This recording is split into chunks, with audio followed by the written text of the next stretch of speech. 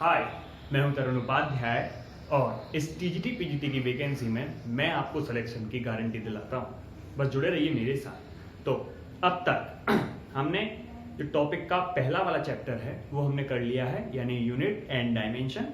वो हमने पूरे तरीके से किया है और उसके न्यूमेरिकल्स भी कर लिए हैं। ठीक है, वो कंप्लीटली पूरा हो चुका है। अब है दूसरा चैप्टर जो है वेक्टर एंड स्केलर। आज बस छोटा सा देख लेते हैं। आज चैप्टर स्टार्ट कर रहे हैं तो क्या होते हैं वेक्टर, क्या होती हैं स्केलर क्वांटिटीज, बस थोड़ा बहुत जान लेते हैं क्या डायरेक्शन होती है, मैग्नीट्यूड क्या होता है। फिर अगली वीडियो पूरी डेप्थ एंड डिटेल में। ठीक है, तो बने रहिए मेरे साथ। देखिए चैप्टर नंबर 2 है वेक्टर एंड स्केलर क्वांटिटीज।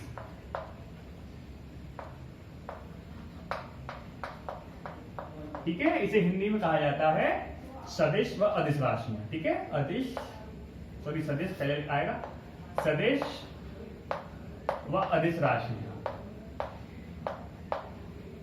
ठीक है, अब देखिए क्या होती हैं सदिश राशियां और क्या होती हैं अदिश राशियां। देखिए सबसे पहले ले लेते हैं सदिश राशियां यानी वेक्टर्स क्या होते हैं। पहले ले लेते हैं, चलो अदिश राशियां ले लेते हैं। अदिश राशियां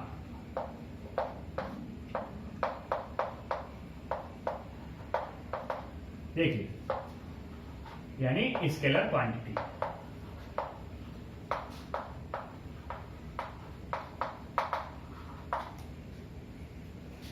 देखिए स्केलर क्वांटिटीज क्या होती हैं, स्केलर यानी अदिश राशियां क्या होती हैं। मान लीजिए मुझे लखनऊ जाना है और मैं रास्ता भटक गया हूं, तो मैं कैसे पूछूंगा कि भाई यहां से लखनऊ कितनी दूर है। ठीक है, पहला क्वेश्चन तो मेरा ये होगा। वो बता देंगे कि भाई 20 किलोमीटर है, 25 किलोमीटर है, 50 किलोमीटर है। ठीक है, तो ये जो नंबर है जो वो बता रहे हैं कि 10 किलोमीटर, 20 किलोमीटर, 30 किलोमीटर, ये बता रहे हैं मैग्नीट्यूड। इंग्लिश में से कहते हैं मैग्नीट्यूड और हिंदी में से कहते हैं परिमाण। तो वो बता रहे हैं परिमाण। लेकिन इसके साथ ही मैं एक और चीज पूछूंगा कि अब मुझे कहां जाना है, तो वो बताएंगे कि पहले सीधे सीधे जाओ, फिर लेफ्ट मुड़ जाना, राइट मुड़ जाना, फिर एक रोड आ जाएगी, फिर राइट लेफ्ट। वो ये क्या बता रहे हैं, इस टाइम वो दिशा बता रहे हैं। समझ रहे हैं आप बात को। जब भी किसी भी राशि में मैग्नीट्यूड और दिशाएं दोनों हैं, वो हो जाएंगी सदिश राशियां। जिसमें केवल मैग्नीट्यूड है, दिशा की जरूरत है ही नहीं। समझ रहे हैं आप बात को, दिशा की जरूरत ही नहीं है, वो सारी राशियां कौन सी होंगी, अदिश राशियां यानी स्केलर क्वांटिटीज। स्केलर क्वांटिटीज, ठीक है, ये हो गई स्केलर क्वांटिटीज। जैसे अब मान लीजिए कि कोई मोटरसाइकिल बहुत तेजी से गई, तो हम क्या कहते हैं, बड़ा स्पीड से जा रहा है, बहुत तेज जा रहा है। हम कभी ये नहीं कहते कि बड़ा स्पीड से जा रहा है पूरब से पश्चिम की तरफ। कभी भी हम दिशा का इस्तेमाल नहीं करते हैं स्पीड के साथ, आपने देखा है। तो स्पीड क्या है, एक स्केलर क्वांटिटी है। स्पीड यानी कि चाल। मैं उम्मीद करता हूं चाल में और वेग में आप अंतर समझते हैं। अगर नहीं समझते हैं तो यहां समझ जाएंगे। ठीक है, अच्छा ये हो गया। एक और चीज, दूरी में भी दिशा नहीं होती है। दूरी है, जैसे मान लीजिए कि अलीगढ़ से मेरा गांव जो है वहां की दूरी जो है वो है 25 किलोमीटर। मैं अलीगढ़ में रहता हूं और वहां से मेरा जो गांव है वो 25 किलोमीटर है। अब आप मुझे बताइए 25 किलोमीटर मैंने आपको बस बोल दिया, दूरी कितनी है 25 किलोमीटर।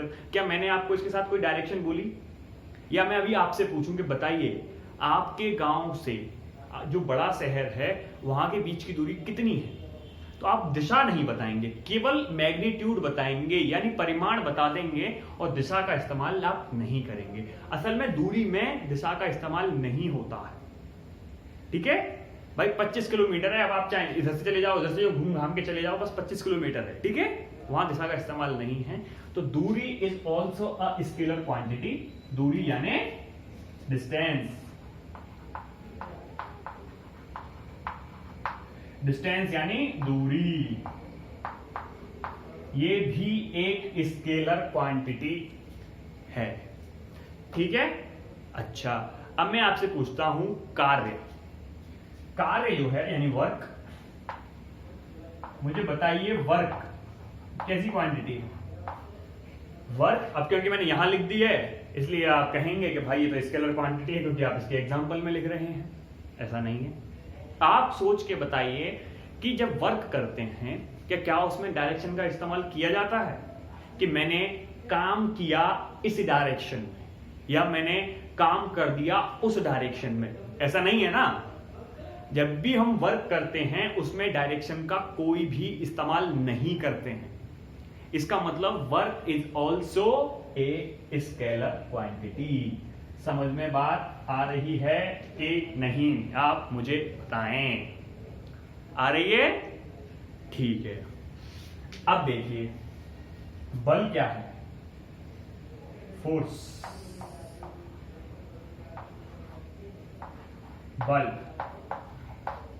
बल में दिशा होती है कि नहीं होती है? बल में दिशा होती है।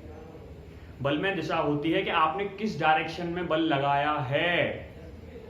अब यहां पे एक डायरेक्शन आ गई, मैग्नीट्यूड भी है, डायरेक्शन भी, कितना बल लगाया? 2 न्यूटन, 4 न्यूटन, 5 न्यूटन, ये तो मैग्नीट्यूड हो गया यानी परिमाण हो गया।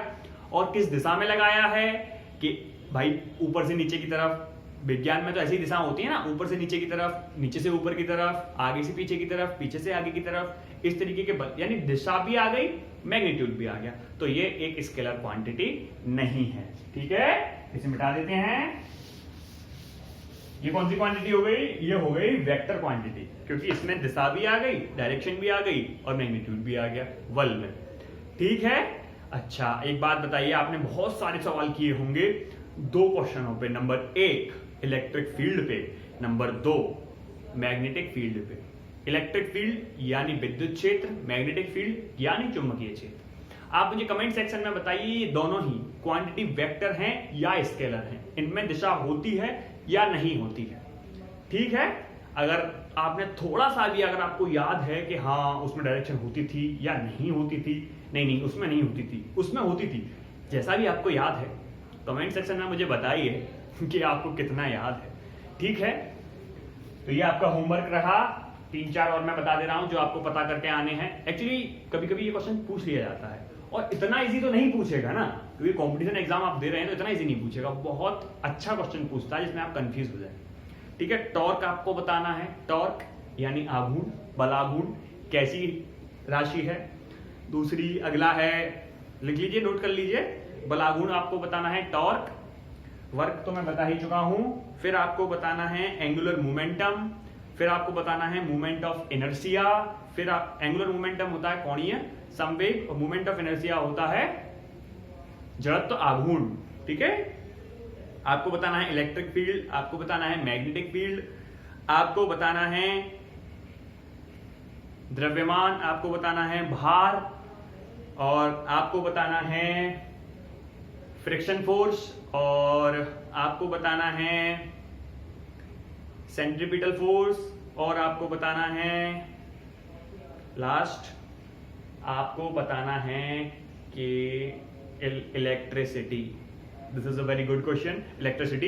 ये 10 के 10 जो है बहुत अच्छे क्वेश्चन हैं। आपको कल या आज ही इसी वीडियो के नीचे कमेंट सेक्शन में बता देना है कि ये 10 क्या क्या है।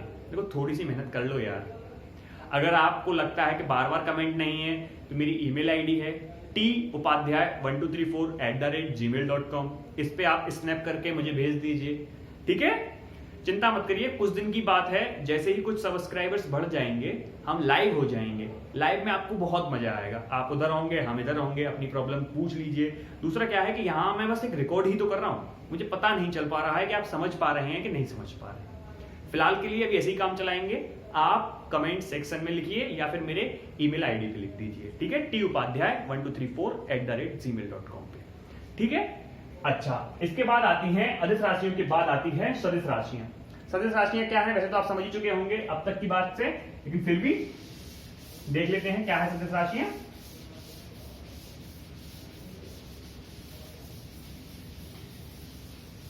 देखिए सदिश राशि क्या होती है, वेक्टर क्वांटिटीज।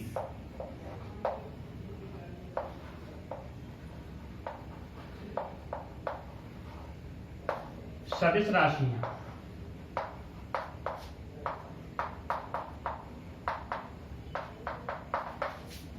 सदिश राशियां क्या होती हैं, जैसा कि आप अभी समझ चुके हैं, जिन क्वांटिटीज के अंदर मैग्नीट्यूड और डायरेक्शन दोनों होते हैं, मैग्नीट्यूड भी हो उसके अंदर और डायरेक्शन दोनों हो, उसे कहते हैं सदिश राशियां। अब देखिए एग्जांपल, जैसे सबसे पहला और सबसे इजी, विस्थापन यानी डिस्प्लेसमेंट।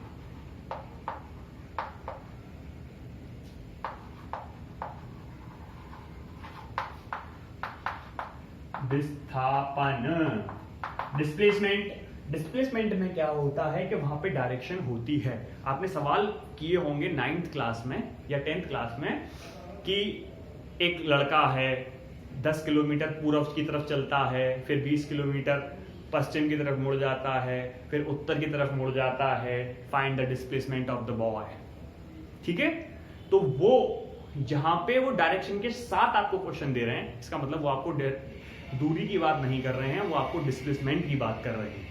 दूरी और डिस्प्लेसमेंट में केवल इतना सा अंतर होता है, मान लीजिए यहां आपका घर है, ठीक है, आपका घर बहुत शानदार बन रहा है, एकदम बढ़िया मजेदार सा, चलो 2 मंजिल बना देते हैं आपके घर को, ठीक है, और यहां आपका स्कूल है, ठीक है, यहां आपका स्कूल बनना है, ठीक है। अब क्या है, मान लीजिए कि आप यहां से घूमते हुए गए, आपने चाय पकौड़ी खाई, भाई दोस्तों के साथ तो यही होता है, चाय पकौड़ी खा के फिर आपने कहा चल थोड़ा सा पार्क में भी घूम लेते हैं, लेट तो हो ही रहे हैं, पार्क में घूम के फिर आप स्कूल गए। तो ये जो ट्रेवल किया है आपने पाथ, ये तो हो गई आपकी डिस्टेंस कवर्ड बाय यू, यानी आपने कितनी दूरी तय की है, ये तो आपके द्वारा तय की गई दूरी हो गई। लेकिन यहीं पे डिस्प्लेसमेंट क्या हो गया, the minimum path covered by you, ये यानी यहां से ये सीधे सीधे चले जाएं तो ये आपका डिस्प्लेसमेंट हो गया, ठीक है। तो डिस्प्लेसमेंट के अंदर एक डायरेक्शन होती है, कौन सी डायरेक्शन, परपेंडिकुलर डायरेक्शन चल रही है यहाँ पे, भाई यहां से परपेंडिकुलर डायरेक्शन ही तो ले रहे हैं, आपके और आपके घर से और आपके स्कूल के बीच की परपेंडिकुलर डायरेक्शन है डिस्प्लेसमेंट। तो आप समझ गए डिस्प्लेसमेंट में और दूरी में क्या अंतर है, दूरी जितना भी आप टेढ़ा मेढ़ा चलते हैं सब कवर कर लो, वो दूरी हो गई, जबकि आप परपेंडिकुलरली अगर एक डायगोनल ड्रॉ करते हैं तो वो है आपका डिस्प्लेसमेंट। तो डिस्प्लेसमेंट इसका एक एग्जांपल है, इसका वेक्टर क्वांटिटी का, ठीक है। आगे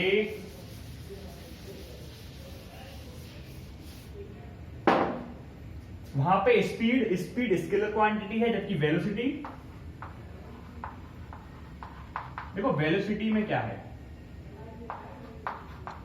वेलोसिटी वेक्टर क्वांटिटी क्यों हो रही है, वेलोसिटी की आपको अगर डायरेक्शन वो डेफिनेशन याद होगी, चाल की डेफिनेशन और वेलोसिटी की डेफिनेशन में बहुत छोटा सा डिफरेंस है। क्या चाल की डेफिनेशन क्या है, चाल की परिभाषा क्या है, एकांक समय में तय की गई दूरी को चाल कहते हैं, और वेग की क्या है, एकांक समय में तय किए गए विस्थापन को वेग कहते हैं। वहां पे एकांक समय में चाल यानी चाल जो है वहां एकांक समय में दूरी को तय कर रहे हैं, यहां एकांक समय में वेग को तय कर रहे हैं। तो वेग यानी एकांक समय में विस्थापन को तय कर रहे हैं, एकांक समय में तय की गई दूरी को चाल कहते हैं, एकांक समय में तय किए हुए विस्थापन को वेग कहते हैं। वहां पे दूरी कवर कर रहे हैं, यहाँ पे विस्थापन।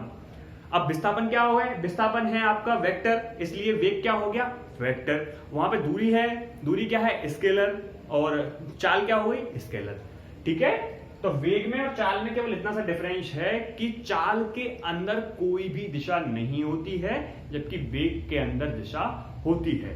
जैसे एग्जांपल के 10 किलोमीटर पर आवर से कोई ट्रेन चल रही है पूर्व से पश्चिम की तरफ, ये हो गया वेग, और केवल 20 किलोमीटर पर आवर से कार चल रही है, कोई दिशा नहीं दी है, तो ये उसकी चाल है, ठीक है।